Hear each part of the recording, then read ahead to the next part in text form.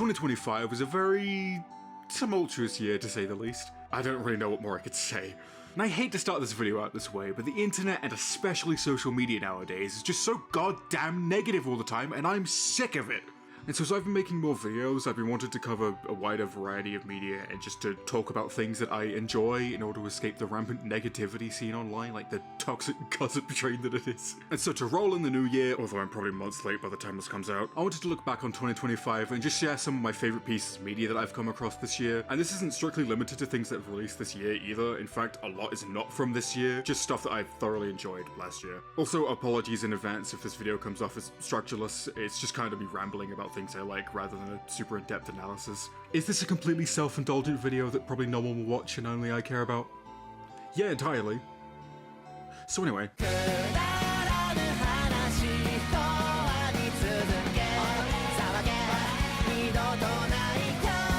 If you know me personally, you're probably sick of hearing me say this by now, but Gintama is probably one of my favourite series of all time. Which is why I was so excited when the Ginpachi Sensei light novel was announced to be getting an anime adaptation in 2025. I practically waited all year for this, and watching that first episode when it released felt surreal. But I'm going to be perfectly transparent here. This is at the start of the video for a reason. Oh yeah, this is in order of how much I enjoyed it, did I mention that? You probably aren't going to like this show if you don't know much about Gintama. It has a very odd sense of humor, it's crass, and it relies on a lot of callbacks and inside jokes of previous Gintama episodes. And whilst I would have liked to have seen this show take on an identity of its own, it's oddly fitting and just makes for a fun and simple show that I can put on after work to relax. However, I can't help but feel like something's missing here. There are a lot of gags that got a genuinely big laugh out of me, and that Gintama essence is very much still there for sure, but there are a few dud episodes here and there, and the quality of some episodes was inconsistent throughout the season, with a lot of repetitive jokes like, "Why are you even here, Tojo?" and characters being more surface level than ever, mostly due to this being a spin-off. But because of this, when the show does try to have some emotional message at the end, it doesn't quite hit as hard due to this. Ginpachi Sensei misses the real emotional hook a lot of the characters have that tie them all together, and feels like a watered-down Gintama because of it. I'll also say the art is fine in most cases, it's still the regular Gintama art style, but the animation does look quite stiff in a lot of cases. And yeah, it's a gag anime, so I guess I shouldn't be expecting too much, but I feel it can at least still look a bit better. Season 4 of Gintama in particular had really good art and animation, not just in the action scenes, but in the comedy bits too. There are a lot of gags in this season that are often heightened and sometimes made by good animation. And I'm not saying that Ginpachi Sensei needs to be on the level of Season 4 Gintama, but I'm just using this to highlight how good art and animation can go a long way in heightening a comedic scene. But as the season went on, I felt my interest waning during certain episodes. Yet with all of this, I somehow couldn't help but come back every single week, and even now I can't properly explain it. Am I just blinded by pure Gintama loyalty like the true Yorozuya soldier I am, or is there actually something here? As I stated before, the show still is quite funny. Just because it doesn't live up to the otherworldly expectations set by the hundreds of episodes of Gintama that preceded it doesn't mean that the show is a bad successor to Gintama. In fact, it's widely believed that Gintama's first season is very difficult to get into as it spends a lot of time to build its characters and world, and takes some time to really establish its identity and style of comedy that makes new viewers question why it's so highly revered in the first place. Yet, after going back to those earlier episodes without waiting for Gintama to quote-unquote get good, you start to appreciate those episodes more and it becomes a lot more enjoyable. And there are glimpses here of something more, episode 11 especially being one of my favourites, if not just with Takasugi and Kamui's, confrontation? I mean, you can't really call it much of a fight. But I also really liked the rougher art style in this episode as it felt so raw, and when they called back to that scene from the Benizakura arc with Katsura hiding inside of Elizabeth but with Takasugi instead, and then played the same insert song Shura, I was losing my mind. I was jumping my bed like a 5-year-old. And with the second season getting confirmed, I think, I'm very excited to see where the show goes from here. Also, just as a sidebar, I'm also very excited for the new Gintama movie coming out this year. It looks incredible so far. I'm interested to see how they're going to condense 8 episodes down to a single movie, on top of seemingly adding Katsura at the Shinsengumi, but overall I'm optimistic and can't wait to see it. So long as they release it outside of Japan!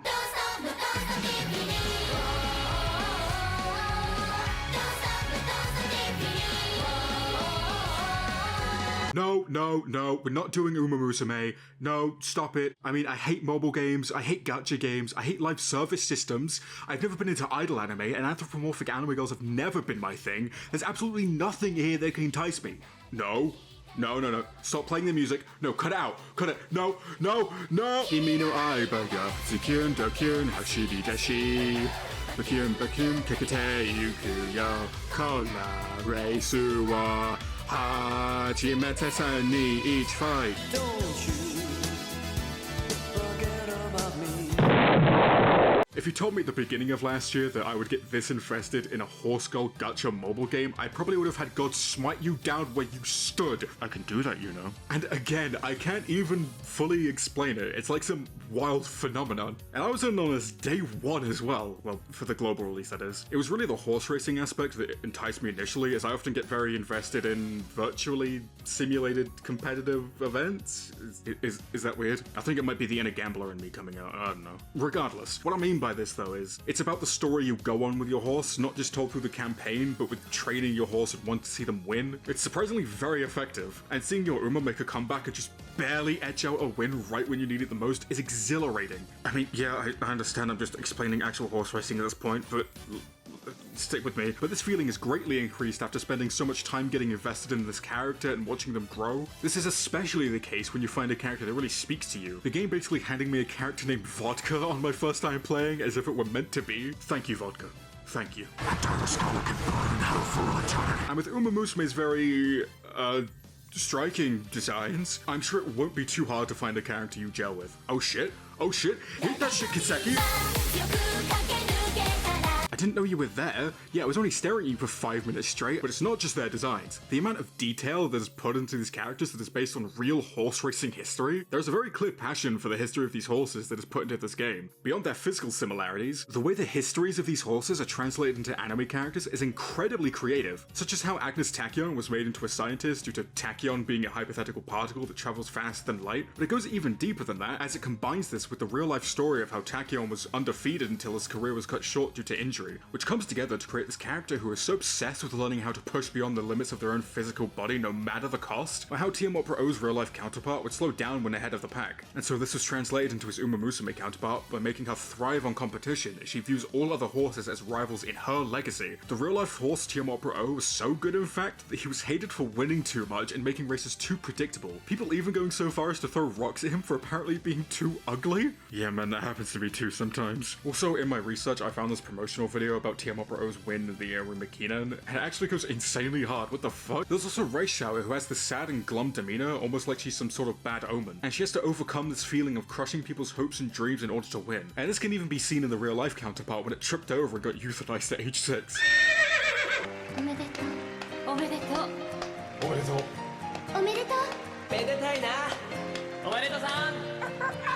While the characters may be a little washed down in the game, the same cannot be said for the movie Umamusume Beginning of a New Era. The personality and flair in this movie is turned up to the max. Not only is the story here really good, with Agnes Takyon's story as I mentioned previously, Fujikiseki's guilt over feeling intense gratitude towards her trainer but not being able to win a derby before retirement, then into wanting to see that fulfilled through Jungle Pocket, and Jungle Pocket's sheer shonen protagonist energy being shockingly really enjoyable because of how different they feel to the rest of the characters. But on top of this film is absolutely gorgeous. This is the type of animated film that makes me want to learn Japanese just so I don't have to waste so much time looking at the bottom third of the screen to appreciate the animation more. This film includes some of the most intense and well put together sakuga sequences I've seen, and really elevates the characters' personalities in a way that makes it really enjoyable to watch and heightens the drama and emotion to such an extent where I start to ask why the horse is making me feel things. Now Side Games, please add Stay Goal to the global release early and my life is yours. I see it now, it's always been inside of me. And now I feel so free, and there's possibility. Sonic Unleashed Recompiled really came out of left field, at least for me it did.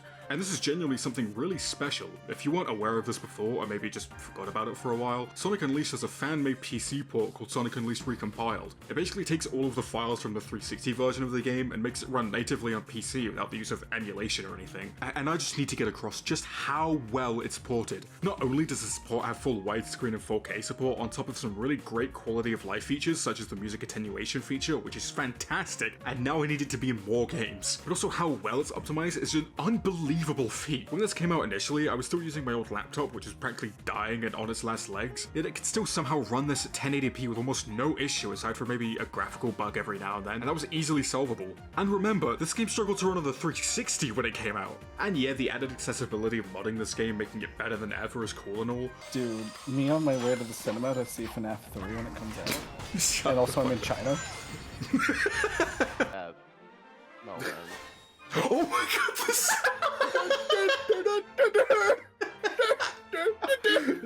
I need you to switch. Switch to a hug. don't like what Sackboy's doing to that ice cream cone. Yeah, he's getting a little too comfy. Sonic, I cut a hole in the cone. It feels good. Ugh. What about your memories, Chip? You're getting those breast implants. But simply getting a reason to sit down and complete this game again has given me a deeper appreciation for this game and this time period for Sonic games. While Sonic games almost immediately fell into a decline following this game due to over-reliance on the boost system, creating linear and claustrophobic level designs, and Sonic's character being completely flanderized to the point of being barely recognizable, there's still a lot here to appreciate, ignoring the warehouse stages. The daytime stages in this game are simply some of the best modern Sonic stages you can find. Apoters being a great atmospheric introduction, Rooftop Run being an absolute adrenaline rush, and Empire City having some fun alternate routes that perfectly encapsulates the feeling of speeding through a busy metropolitan area. But there's so much raw passion here, both in its gameplay as I mentioned, and also overall personality, due in part to Jason Griffith's performance as Sonic in this, who at this point had really fallen into the role in a good way.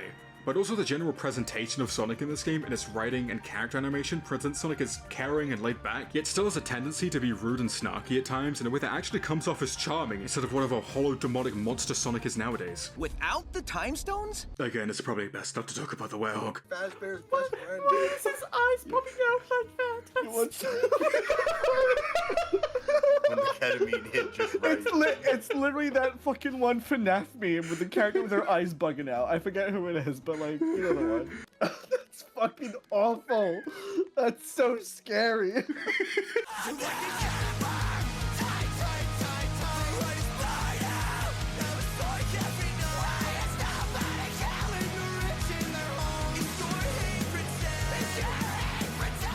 Now, I'm a huge wrestling fan. Wait, no, don't click off! It's been a weird year for wrestling, especially if you follow WWE, which luckily for me, I don't anymore. But even on the other side of the coin with WWE's rival company, All Elite Wrestling, for half of the year it was plagued by the inescapable wrath of the Death Riders. And if you don't watch wrestling, I'll try to explain this as best as I can. But ever since a certain top star left the company in controversy in 2023, AEW has had a rocky couple of years. Being unable to regain a lot of its goodwill from wrestling fans that it had garnered since its start in 2019, a lot of storylines not necessarily landing with most audiences, and struggling to make new stars, with wrestlers seeming to have a promising future but then disappearing from television without explanation, and then also seeing many of their talent leave for WWE. Despite having a promising number of young main event stars in Swerve Strickland, MJF, and Will Ospreay, AEW was in desperate need of a reset. Enter a returning Jon Moxley, immediately turning on stablemate and then AEW World Champion Bryan Danielson to form the Death Riders, who promised to burn AEW to the ground to rebuild it anew, playing off the very real stagnation AEW was going through, even going so far as to retire Danielson in order to claim the world title. But what seemed like a promising storyline designed to rebuild AEW from the ground up turned into yet another generic top heel faction who would win main event pay-per-view matches through multiple run-ins and shenanigans, and seemed to forget its own mission statement of making new stars. And nowhere was this more apparent than the main event of AEW Revolution in March of 2025, where Jon Moxley defended the AEW World Championship against then 51-year-old Adam Copeland, formerly known as Edge in WWE. And Mox vs. Cope was unfortunately just a dampener on an otherwise incredible pay-per-view, as AEW had really gotten their shit together in almost every other aspect of the product, this pay-per-view in particular. When ignoring this main event, is genuinely an all-time great pay-per-view. Matches like Kazuchika Okada vs Brody King and Will Ospreay vs Kyle Fletcher in a steel cage being big highlights, and the amazing rivalries such as MJF vs Hangman Page, centering around MJF's jealousy that even after all the terrible things Hangman has done and still technically being a heel, the fans still love Hangman over MJF, and it's about MJF trying to expose what he sees as a fake and a fraud, with MJF being the true villain while Hangman is just cosplaying, which perfectly set the stage for Hangman's eventual redemption later on in the year. And, of course, Toni Storm versus Mariah May. This entire storyline being probably the most compelling thing in wrestling at the time. And if this had been the main event of the pay-per-view, with the closing shot being the end, it would have been damn near perfect.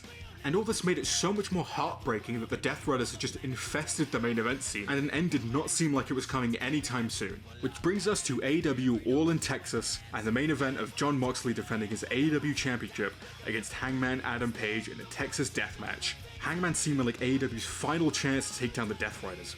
but with all of Hangman's up and downs with everything he's gone through over the last couple of years, does he even have the resolve to win and be the face of the company? And on paper, this match looks like it favors Moxley by a country mile. Moxley often presented as this tough, hardcore, and for lack of a better term, lunatic, who'd do almost anything to win and certainly would not quit. But after relying on interference from the Death Riders all year, maybe Moxley had grown soft and maybe wasn't quite the man he seemed to be. And after a long, hard-fought battle, with the Death Riders taken out of the match, with Moxley having nowhere to go and no one to help him, he can do nothing but panic, squirm, and finally, he gives up, with Hangman Page crowned as your new AEW World Champion. And what is so good about this finish is that they could have just hot-shotted the title off of Moxley when they realized the Death Rider storyline wasn't working as they intended, right then and there, but instead started to tie in what I was saying earlier with how it seemed to forget its own mission statement and wasn't backing up what it was preaching, and turned it into the story of Moxley being like this false prophet almost, who puts up this false bravado that falls the instant he realizes he has no one to make the save. Now, does this warrant and forgive all those bad booking decisions?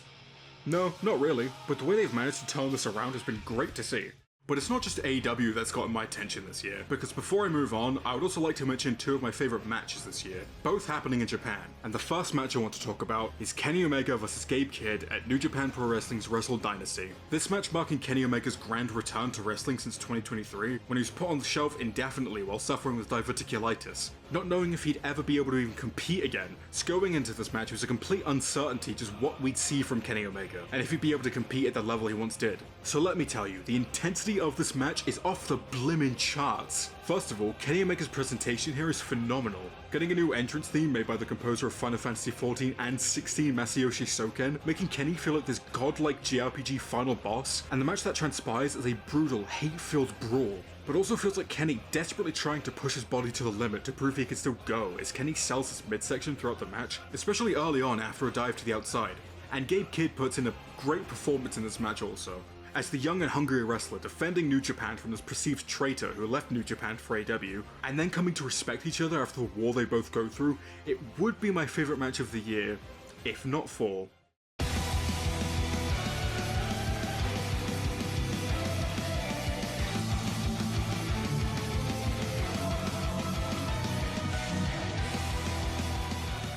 the Phoenix Queen, Saya Kamatani, has quickly become one of my favourite wrestlers in 2025.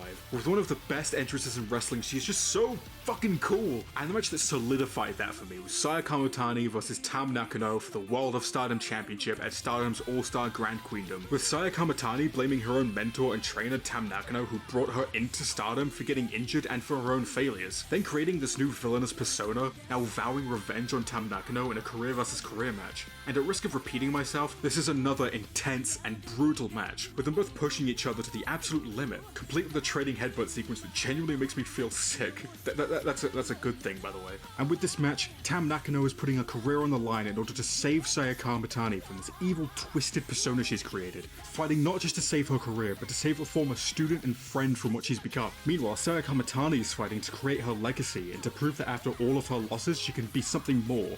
And in the closing stages of the match, unable to get the job done with 2 Star Crushers and a Kamagoye, she hits Tam with her own finishing move, the Twilight Dream, even the referee hesitating to count to 3. But nevertheless, Saya Kamatani wins, ending Tam Nakano's career. But after an emotional bout with Kamatani forcing her to retire, she gets on the mic and says that because of Tam Nakano, she got injured. But it was also because of Tam Nakano that she got into wrestling, and now because of Tam, she's made her retire. And that it's because of her that she loves wrestling, and it's because of wrestling that she loves her, and it's just so fucking beautiful. I'm going to stop myself now before I probably get a copyright claim on this video.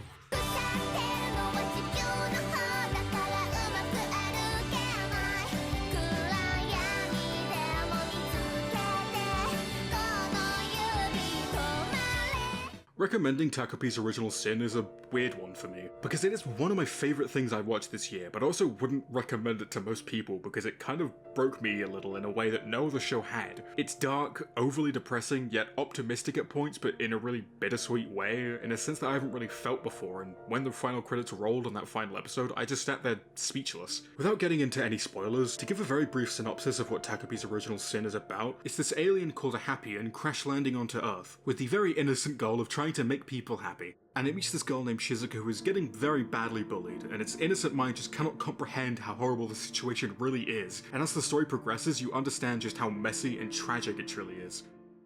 So let's talk simple by talking about the easiest thing to discuss, which is that this show looks absolutely amazing. The art style here so painstakingly adapts the very detailed and expressive panels from the manga, and its 2-year-long production time for just 6 episodes could be seen in every single frame of the show. The rough and sketchy yet fluid and dynamic animation really does a great job at conveying Takopi's innocence in this very cruel and unforgiving world, looking like a fucking children's drawing, whilst also allowing for some grotesque and at points horrifying facial expressions, which did so much to add to the already existing dread that is so prevalent in so many scenes, and it's just an amazing contrast that fits the tone so well. As I said before, this is a very depressing show, and at some points upsetting, and it's completely by design. I'm still going to try and keep this spoiler free, and I don't quite know how to put this into words, but this show so effortlessly controls your emotions, and that scene from episode 1, you'll know what I'm talking about if you've seen it. The tension leading up to it is so perfectly built up to be gut-wrenchingly anxiety-inducing. I don't think I've ever felt quite that way watching a show before. And the end of episode 2 making me lose my fucking mind for just how twisted just the implications from it are. And amplifying that with Shizuka's voice actor, Reina Ueda, giving her such an innocent sounding yet disturbing and manipulative voice. And for being a show that tackles very heavy themes with kind of a supernatural-ish twist, it manages to stay somewhat grounded and feel very real with the issues it presents without showing a clear right or wrong, and the direction it goes in with this final message, again, left me speechless, and it's just an amazing journey from beginning to end. Throughout the show, you start to see things from different characters' perspectives, and the audience is kind of put into the position of Takopi, where as you learn more about the characters and the different situations everyone's in, it becomes a whole lot more conflicting to a genuinely unnerving degree. I can understand if people think it's too sad or upsetting, I just think I like hurting myself. But I also just think it's an amazing story about trying to help when you don't know how, and that it's okay if you can't. Because these attempts at quick, naive fixes will ultimately end up adding more fuel to the fire. The soundtrack in this is also incredible. To hit a home run like this in so many different aspects, from its art and animation, to its music, to its direction, and so much more, makes this really special. And the soundtrack here has so many gems, especially, this one from that scene from episode 1 that I mentioned previously. This was the exact moment I knew this show was something else, and it made the scene so much more heartbreaking. My body physically felt heavier while watching it. The way music is used in that scene at the end of episode 2 as well does so much to make that scene so haunting. I've never had my skin crawl from hearing 4 Seasons Spring before, but now I have. But the whole soundtrack itself sounds so unique and personal to the show. One moment you'll be listening to a whimsical and uplifting electronic track, and the next is the most gut-wrenching, soul-crushing violin you've ever heard in your life. And it manages to perfectly set the tone for the show. I could go over the amazing scenes that are elevated by the soundtrack, but at that point I'd just be describing the entire show. Overall, Takopi's Original Sin is a beautifully heartbreaking show that is so effective in its emotional moments, I almost don't want to recommend it, but if that doesn't put you off, then I implore you give it a shot. Wake me up inside. I can't wake up inside. Save me, call my name and save me from the dark. Wake me up. If you don't know who Nathan Fielder is the type of person to teach an acting class to train people to essentially stalk a person and learn to copy their exact mannerisms and how they act, so that they can then be cast in an elaborate rehearsal of a social situation, and upon noticing that one of the students isn't confident in class, he does what any reasonable person would do, and have him move into a living situation that mirrors the guy that he's stalking, as a guise so that Nathan can then proceed to act as that student in a recreation of his own class, with himself played by an actor, in order to fully understand their emotions and thought process, and better understand them as a human being. Even going so far as to live in his actual home, wear his clothes, and even go through recreations of his entire curriculum, including the part where he's moved out of his home and the actor that is playing Nathan then moves into that home. And this is season 1 of The Rehearsal, by the way. I only bring this up so you can understand just what kind of maniac we're dealing with. So yeah, to try and give a brief synopsis of The Rehearsal, it is a show about Nathan Fielder setting up elaborate rehearsals, both for himself and for other people, in order to prepare for complex social situations. And the amount of detail that goes into it is absurd to an insane degree.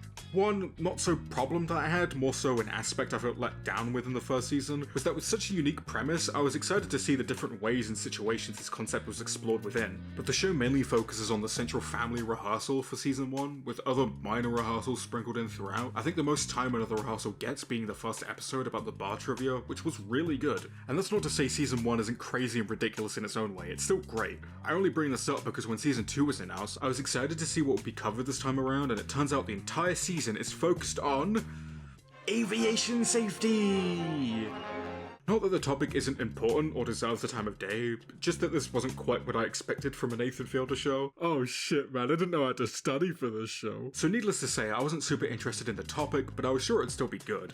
And it turns out that The Rehearsal Season 2 is one of my favourite seasons of television and probably my favourite piece of work from Nathan Fielder. And I've watched everything Nathan has made since Nathan For You. And I'm pretty sure that was solidified in episode 2 when Nathan, in an attempt to get an episode of Nathan For You unbanned from Paramount Plus Germany, created an entire rehearsal that made the Paramount Plus Germany offices look to be like a war room, with an actor that looks and acts like this. Hospitality is what separates us from the animals. Complete with Paramount Plus German soldiers.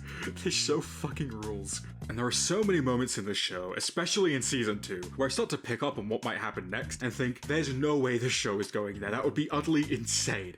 And then it immediately goes there. The episode 3 probably being my favourite for the back-to-back whiplash of that happening, as Nathan takes an autobiography of a pilot who managed to emergency land a plane in the Hudson River and attempts to relive his major life moments from birth all the way to present day, in an attempt to transfer his personality over to make him a better pilot. And the way the plot of this episode comes together is unbelievably hilarious.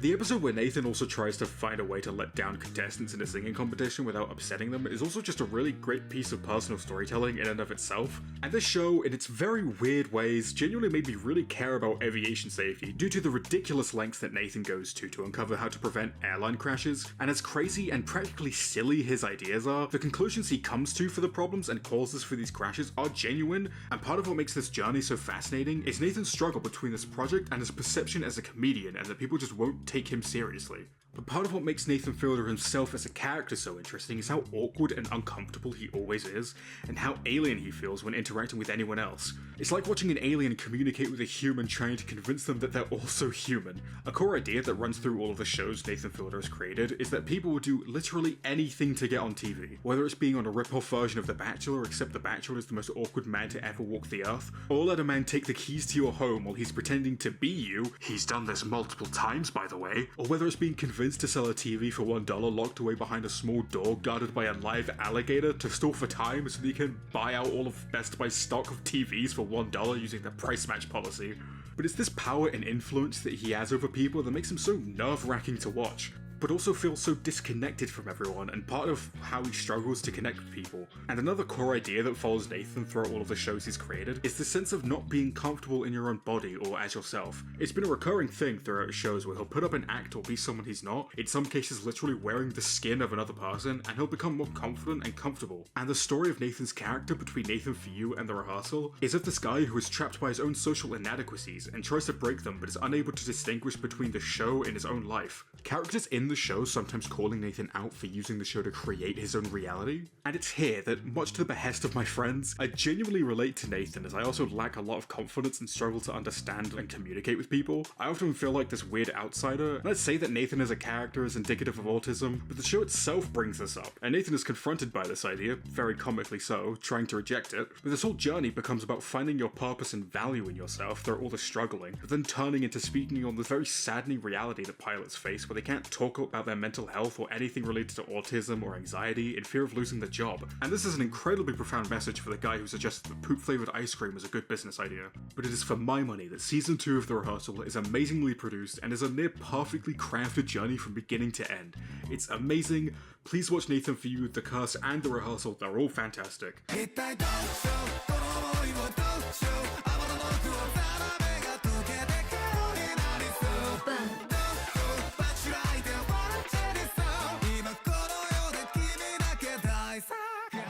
Okay, time for a bit of a change of pace after that. Chainsaw Man the movie. I was really excited for this one. I love Chainsaw Man ever since I read it originally, and although I still liked the first half, I didn't find myself getting properly invested until this arc in the manga. But this arc onwards, I couldn't put the thing down. So when season 1 came out and it was super popular, I was happy for it, but I was more upset that all of my favourite parts wouldn't come until later. But now that's finally starting to become a reality. And I mean, what more can I say that hasn't already been said? It's a fantastic movie, and it adapts the arc from the manga so well.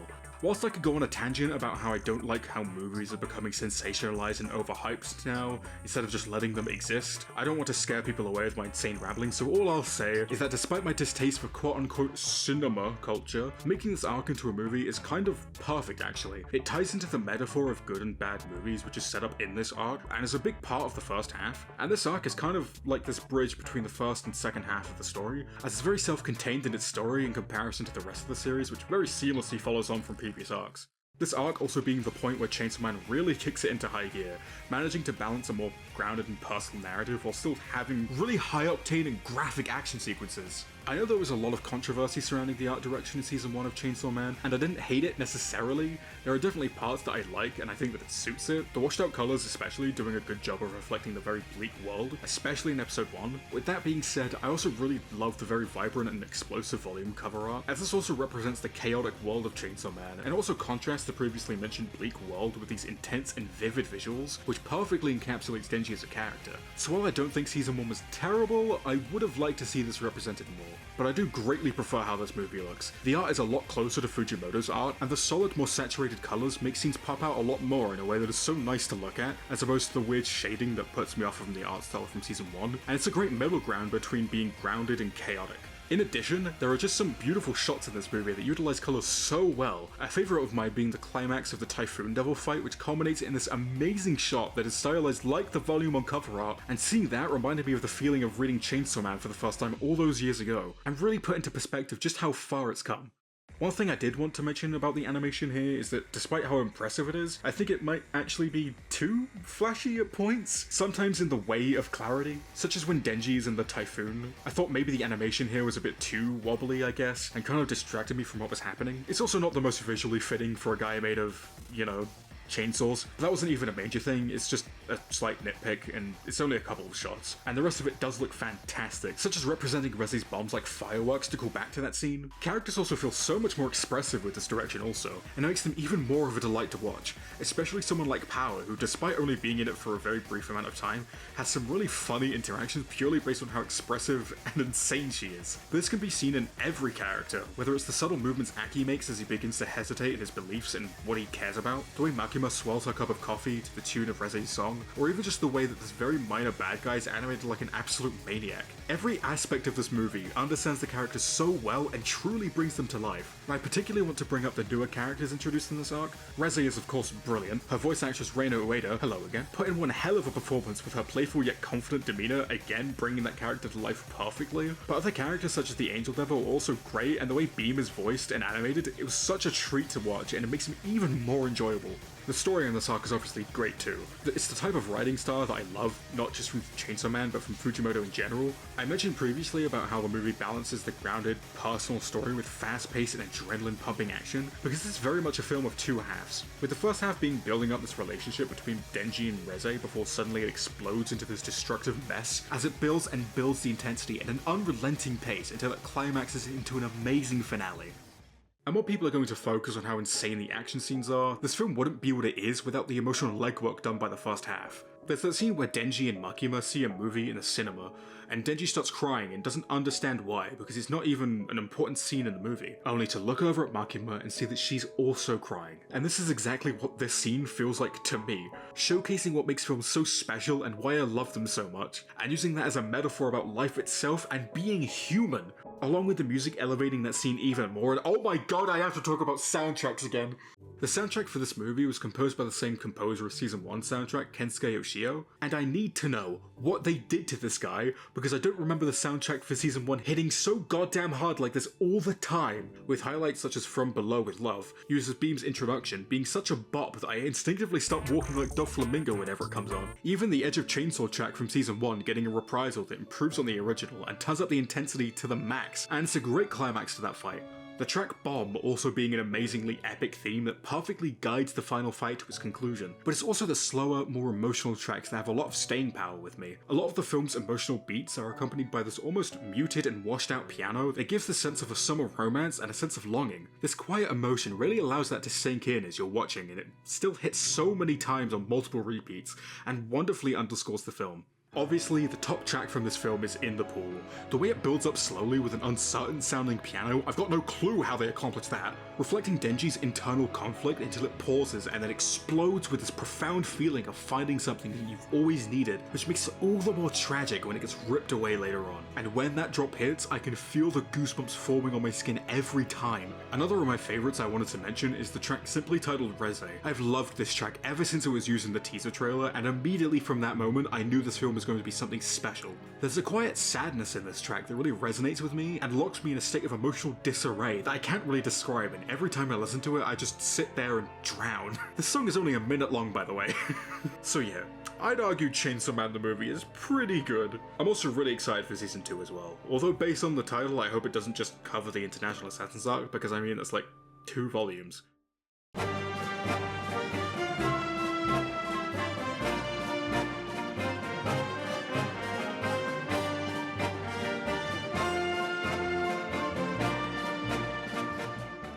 Yeah, all the top couple entries are films, I'm afraid. I'm sorry, I can't help it. Hundreds of Beavers is a 2022 slapstick comedy film directed by Mike Cheslick, inspired by classic old silent slapstick films. The style and tone in this film effortlessly revives the genre, but this isn't just some cheap imitation of a bygone era, as the look of this film is truly unique. Comprised of shots mostly using After Effects compositing, it is unlike anything I've seen before. As someone who uses After Effects quite a bit, the idea of compositing seen longer than like 3 minutes frightens me, so the fact they managed to make almost the entire film through After Effects compositing both amazes me and terrifies me to my core, because the amount of patience and planning that must have gone into that is insane. Especially with this being such a small crew of mostly friends, it is a goddamn masterpiece. And it had been on my radar for a while, but never got round to watching it until the start of last year. To try and attempt to explain what this film is, it's about an Applejack salesman who's stuck cold and alone in the winter and decides to hunt hundreds of beavers so we can get some puss. But over the course of the film, the protagonist, Gene Kayak, great name, learns and adapts to trap beavers in really creative ways, initially coming off as nature fucking him in the ass, reminiscent of that of a Wile E. Coyote cartoon.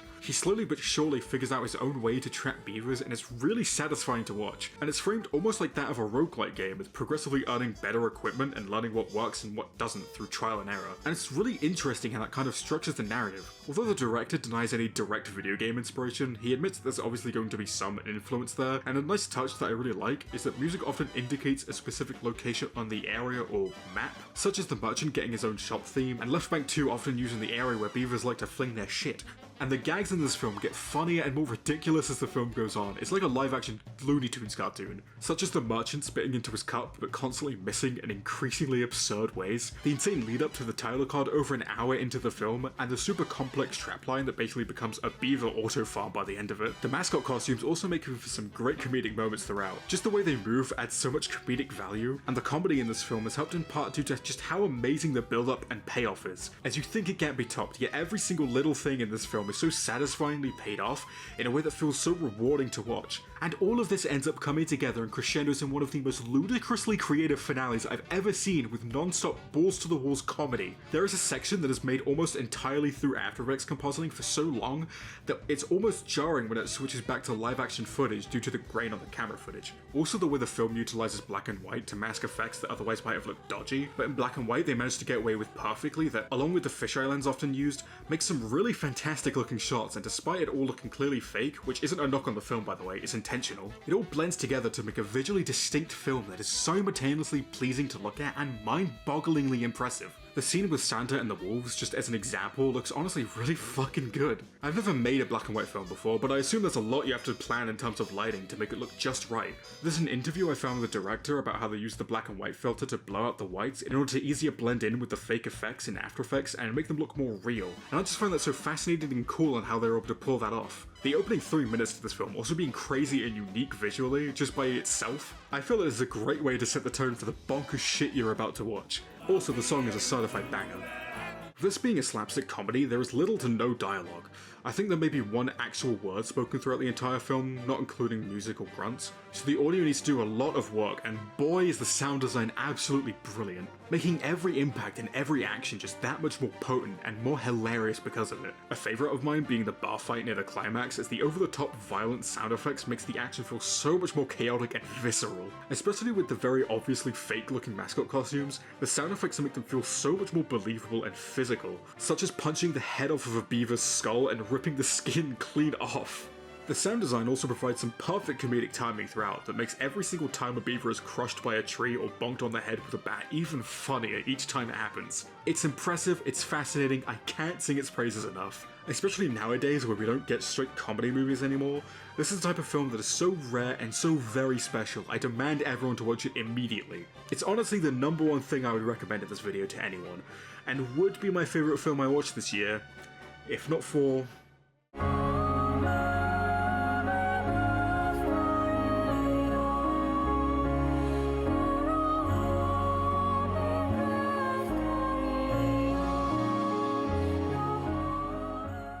Why do you create art? It's not fun, it's just plain tedious. You can draw all day and be nowhere near finished. This is the central question posed in the 2023 animated film Look Back. The question both figuratively and also very literally asked by its secondary protagonist Kyomoto. Look Back is a film based on the one-shot manga from Tatsuki Fujimoto. That's right, another film that's an adaptation of his work in this video. And it's about the story of two young artists by the names of Fujino and Kyomoto. Oh, he thought he was sly with this one. As you see their relationship come together and grow just purely based on their love for creating art and the memories it creates. And there's such an infectious spirit and passion in this film, as it shows the good and bad that creating art brings them, as making art is what draws them together, but it's also what ultimately takes them down separate paths. At the start of the film, Fujino is this arrogant and naturally skilled young artist who draws 4-panel manga for her school newspaper, praised by those around her for her many talents and in particular her art skills. And I mean, these are pure works of art, just look at them. However, Fujino is asked by her teacher to share a slot with a shut-in student named Kyomoto, and to her absolute horror, Kyomoto's art is some of the most insanely detailed art she's ever seen, and being seen literally side by side with her own art, it crushes her ego. But this only makes her more motivated, spending the next couple of years solely dedicated on getting better at drawing. And the montage here is genuinely so inspiring to watch and had me welling up purely by watching her try so hard to improve. But even after all of this time, she's still comparing herself to Kyomoto's art, and because of that she can't see how much she's actually improved and gives up after being completely burned out. Fujino is asked to deliver her diploma, and on a whim decides to draw a comic basically making fun of Kyomoto, and as if by sheer cosmic influence, it falls out of her hands and under Kyomoto's door. Fujino, in a panic, immediately rushes out of the house, but Kyomoto runs after her, and here it's revealed that Kyomoto is actually a huge fan of Fujino and sees her as a genius when it comes to making manga. And when she asks Fujino why she stopped drawing, Fujino, unable to tell her that she felt inferior to her art, lies and says she's just been working on something for a manga competition. But this only makes Kyomoto more excited. Like, look at this creature. And as Fujino walks home, she bursts into a sprint with a renewed passion. Instead of making art to get better than Kyomoto, she's now making art for Kyomoto, and even working together to get their manga published. A lot of this film, you see it within the context of this duo protagonist story between Fujino and Kyomoto, with Fujino being this passionate and seemingly very confident artist, with Kyomoto being slower and less confident but technically skilled at making beautiful backgrounds. And due to Kyomoto's confidence issues, Fujino often takes the lead of the two, as she says to Kyomoto, "Keep your eyes on my back and you will grow," whilst running ahead of Kyomoto, literally dragging her along behind her. However, Kyomoto can't keep up and starts to lose her grip, and so instead, Kyomoto wants to go to college to study background art so that she can actually improve, specifically with drawing faster and so she doesn't have to depend on Fujino. And Fujino brushes this off, trying to discourage her because she's scared of losing Kyomoto, not just because she needs her as an assistant, but because this entire time it's been because of Kyomoto that she draws manga, and the entire time Kyomoto hasn't needed Fujino, but Fujino needed Kyomoto. And after Kyomoto leaves for college, Fujino has other assistants, but despite how fast or talented they are, and how successful her manga Chainsaw Man, Shark Kick is, and major spoilers coming if you haven't watched it, so go now if you haven't, but this is where it subverts this idea of it seeming like a duo protagonist story, as that makes it all the more shocking when Kyomoto is suddenly killed in an attack at her college. And upon visiting her house again, Fujino comes across the manga panel she drew all those years ago that got Kyomoto out of her room in the first place, and the close-up of Fujino's eye as she's reading her own comic is harrowingly brilliant. The bangs covering her eyes giving her a ghostly, decrepit look as if the life just got sucked out of her, because she blames herself and her art for what happened to Kyomoto, questioning the value of her art and rips up the comic. And what transpires next, I see is Fujino grieving the loss, picturing what it would have been like had she never drawn that comic, and, of course, Kyomoto still ends up going to that art school, and the same attack still happens, but instead with Fujino making the save, which I just see as a way of catharsis for Fujino and the audience to not make it even more depressing. But it's here that the question is posed, why do you make art? And this isn't answered directly, but instead through Fujino's memories of Kyomoto with yet another really emotional montage. And I'm not going to go on a whole tangent about soundtracks again, despite the fact that the one from this film is really good, but I just want to mention the track here titled Final One, as it is one of my favourite pieces of music, period. And it so beautifully accompanies this montage. And I'm not a crier when it comes to films, and that's not me bragging or anything, that's me being weird and wished I cried more. But this track genuinely makes me cry every single time I listen to it. Starting with a slow piano and ramping up the emotions until it climaxes with the answer to that question, which is just seeing Kyomoto's smile light up as she sees Fujino's art. And that is such a heartfelt message, it's unbelievably amazing, it's one of my favourite films ever. It's one thing for a piece of art to inspire you, but it's another thing for something to remind you why you love art and love creating something. And this is what this film did for me. Because if you look at my channel from last year, you'll notice a really strange gap between December and August, and that was because I fell into a slump that I wasn't able to get out of. I lost motivation and I felt stuck and hopeless, especially since I just started making videos again at that point. But I was in a very bad place at the time until I watched this film, and it genuinely is what broke me out of it, as it reminded me why I love art, and that's kind of the purpose of my videos, especially now. And I am so thankful to this film because it's not just about the joy of making art, but seeing how your art has an impact on others and the people you love. It's so deeply special to me.